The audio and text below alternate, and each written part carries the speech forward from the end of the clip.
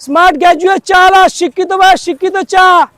এ যে সেই চা নয়, এই গ্র্যাজুয়েট পাস করা চা।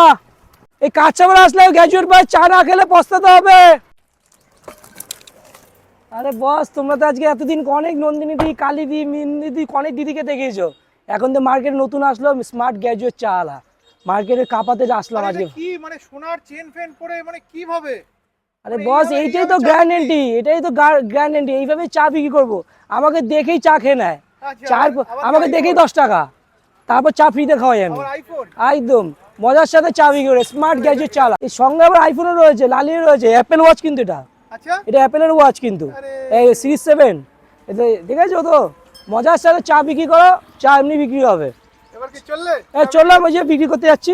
আচ্ছা, স্মার্ট গ্র্যাজুয়েট চা না, শিক্ষিত বা শিক্ষিত চা।